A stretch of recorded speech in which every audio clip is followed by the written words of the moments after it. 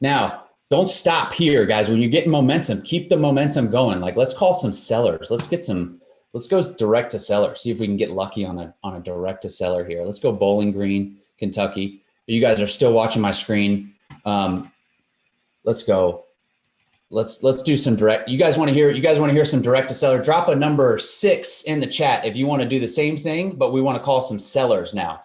And we'll do the same thing. Drop a 6 in the chat. You guys want to hear some sellers to talk to. Let's go. I second this for California. Shannon, if you're upset with California and the people that you can't find deals, you should look in another market or move. Right? That is the advice I gave yesterday. Like, if you guys are unhappy with your market and you guys don't think you can buy properties there because everybody's, some kind of way in New Jersey or California, move markets, go somewhere else. I don't have any, I did the same thing. I'm not giving you advice for something I haven't done myself. So those are limiting beliefs that are going to keep you with 0 units. Just letting you know. Sorry, the coaching is harsh, but it might be what you need to hear. All right, we're in Bowling Green, Kentucky. I want to look direct to seller, and I'm going to go property type, multifamily. I'm going to go size. I'm going to go. Let's filter this down a little bit so I can get some great deals to call. So here's what I want to do on this.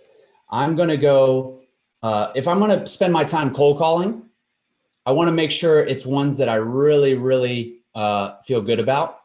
I'm not going to cold call smaller, like 6s and 8s. I'm going to cold call the bigger stuff. And then what I'm going to do for the smaller stuff is actually I'm just going to do a quick campaign. So I'm going to pull the list and I'm going to shoot an email and a text blast out to that list ASAP and see if we can get anything that comes back from this. Okay, I'm literally pulling back the curtain on what we're doing to find off-market properties. So if you guys are in here live, if you're in this challenge, like, this is how you're going to be able to generate a lot of deal flow, and it's especially how you're going to be able to submit an LOI by Friday. I'm filtering here, so I'm trying to make sure I tell you guys what I'm doing because we only have 10 minutes left. I'm filtering between 10 and 200 units. I want to see anything that was not sold in the past 2 years. And I'm going to hit apply. So I got 114 properties in Bowling Green, Kentucky that are between 10 and 200 units. Okay. It's not a huge spread. Let me see if I can back up a little bit. All right, I'll go a little outside of Bowling Green. Here's what I'm going to do. I'm going to export the list. Export it. Just exported the list. I'm going to send it to my team. Just get a text blast out and a email blast out to that list. 126 lines going out, potential for a deal to come in. Now, this is not single family like shotgun shell where you can cast this huge net. This is a little bit more tailored so that, like, the mail pieces and stuff that we send are a little bit different. But the texts and the emails are a little bit more about establishing credibility and less about, like, urgent, buy your property now. So if anybody's about to do this, I want to just pause for a second before we call some sellers here. I want to pause for a second and say the marketing messaging that goes out is more about your establishing credibility and being sort of a reliable, guarantee. Like, it's not necessarily about we're looking for distress. You're not going to find distress in this space. I hate to say it. You might find motivation, but you will not find distress. There's nobody really typically going to be fire sailing these things. Whereas single family, it's a very emotional decision. These people are much more logical. So your messaging needs to be tailored to that. Okay. I wanted to plug that little caveat in before everybody just starts sending, like, urgent buy your apartment complex now. If you guys come from the single family space, you know what I mean? So let's do this. I'm going to go for that. I'm going to send out the 126, but what I'm going to do is I'm actually going to filter, and I'm going to go between 50 and 100 to pull my cold call list. 15 properties. I got 15 properties between 50 and 100 units. High likelihood to sell. Built in 1993. 63 units. And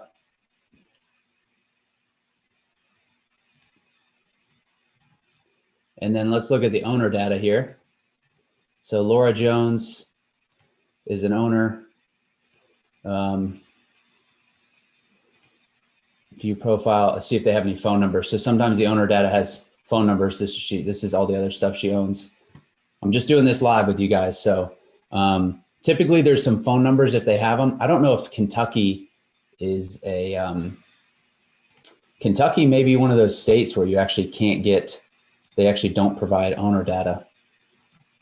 Oh, there's a potential phone number. Who's this guy? Abraham? How many? He's got 74 units. Oh, this is a beautiful complex. Look at this thing. Look at this complex. Oh, that's what we're looking for, guys. Look at that asset. Woo, that is pretty.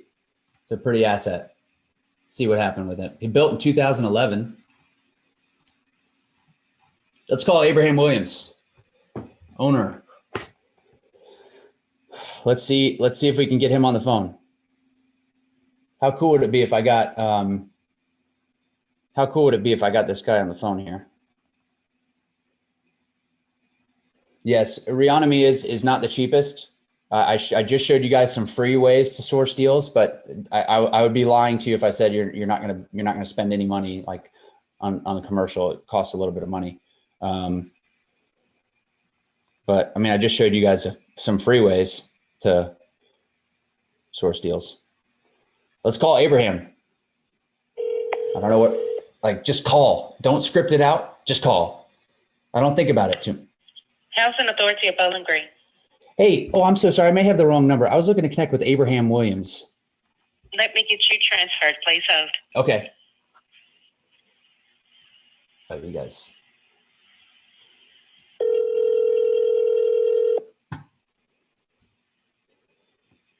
Hello. Hey, I was looking to connect with Abraham. Speaking. Hey, Abraham, my name is Chad King with Titan Capital Group, and I'm so sorry to call you out of the blue. I'm actually calling you on the 515 Combs Drive property in Bowling Green. Yes. Yes. So again, I know you're a busy guy, so I'm so sorry for catching you out of the blue, but I'm a buyer out of Nashville, Tennessee for apartments. And I was just curious if there was any way you would ever consider selling that property on Combs Drive. No. Not even for, there's no number you'd sell it for? Maybe no number I can't refuse.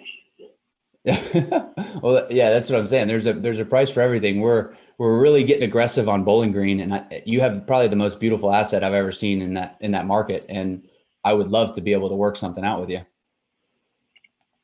Throw me a big number out there and we'll look at it. Throw a big number out there?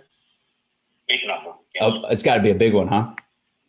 Got to be a big one. Could you give me a little bit of guidance so that I'm in the ballpark, so I'm not wasting too much time? I got over 2.5 in it, 2.5 million in it. So. You got 2.5 million in it? Yes. Okay. It looks beautiful from the aerial view. Is it fully occupied and rented out? Fully occupied, yes, and have a waiting list. And you have a waiting list. Just so I can wrap my head around a little bit of the figures, what kind of rents are you getting in those? And are they 2 bedrooms, 3 bedrooms? No, just make me an offer. The infrastructure, there's a lot of rock up there. We had to do a lot of infrastructure work, and it would cost very expensive for infrastructure. So you make me a big old offer, we could talk about it. Okay. Is this right now? Yep. Go ahead. Where would be a good email address I could send that offer to? Again, I don't think we use some federal grant money in there, so I don't think we're gonna be able to do it. Understood. We actually own some assets with the housing authority, and we have a HUD asset. So I'm familiar with the federal grants in that program. So I could make you an offer, and we could go from there. Okay, what's your offer? What's my offer? Yes. 74 units, correct? No, that's 2 different complexes. 515 is I got 36 unit complex, and I got a 26 or 20 unit complex. One complex I can't sell because of the Section 202. Okay. I can't sell the 36 unit complex. You said you can sell the 36 unit. No, it's a Section 202. Okay, so the 26 unit you can sell? The 20 units I can if I wanted to, yes. Okay. You built in 2011, correct? So they're newer built. No, that's the old units. That's the Those old units. I built in 2011. That's 36 units. Okay.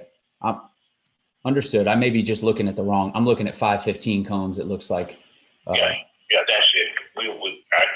I can't sell that. It's a Section 202. Okay, you can't sell that property. What's the address to the one you can sell, so I can just take a look and make you an offer? That's 530. 530 Combs. Yeah.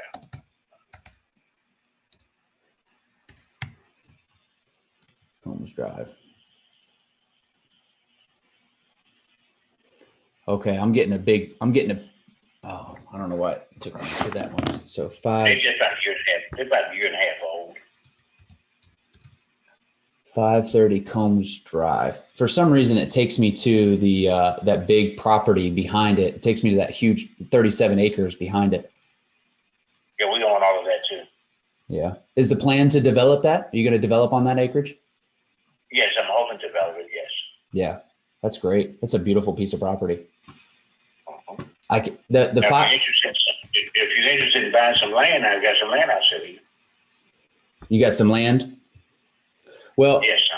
I'm not really a developer. I have some partners that develop, but I'm not really a developer. But I can certainly get the information and pass it on to them if you're interested and serious about selling that land. I've got 9 acres right in front of the country club. 9 acres? In front of the country club, yes. Okay. Could I have the address for the 9 acres? Let me take a look at it. I can pass that information along. Let's say 221 Fort Webb, all of it's combined together. 221 Fort Webb. Okay, so you own a lot of that stuff kind of right in that same area. I'm seeing Fort Webb. On all 51 acres. Yeah, all 51 acres. Yes. Okay, cool. I'm trying to find, and I hate to bother you because I know you're busy, but I'm trying to find the address to the other unit. The 530 Combs is not coming up. Okay, we got 530, 533, and again, it's just a year and a half old, and I got federal money in it also. Okay, is that federal money? Is it assumable, or is it like it's not assumable? I don't know. I never even tried to sell anything like that before. We got about $1 million through HUD funds to do it, and we put maybe half of our funds in it. Mm-hmm. It's just 20 units. Just 20 units. Yes, and not 16 one-bedrooms and 4 two-bedrooms. 16 one-beds and 4 two-bedrooms. Okay, a little 20 unit. Okay, if you don't mind, I'd love to do a little homework and call you back with a number. I didn't call you specifically with one in mind just now, but I'd love to give you a shout with some with a number maybe this week. Is that okay? Let me think about if I want to sell it or not, because again, I don't know. I have to check with HUD and I'll see if I can sell it. I don't even know if I can sell it or not. Okay. I have to check it because we did use that money for infrastructure. Got it. And you got to stay affordable. It got to stay affordable. So right.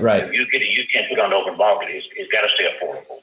Yeah, we have that. We have a loan like that with the housing authority on one of our assets where we have to keep a certain number of units under a certain rental rate. Like we can't raise the rent on a certain number of units. I'm familiar with that program. Yeah. So, okay. Well, why don't we do this? If you don't mind, I have the address for the 9 acres, the 20 units. You're going to see if you even can sell, and I'll look at it and maybe dig a little bit deeper. And then we could maybe sync up at the end of this week and just see if it's even worth taking the next step and looking at an offer. Does that make sense?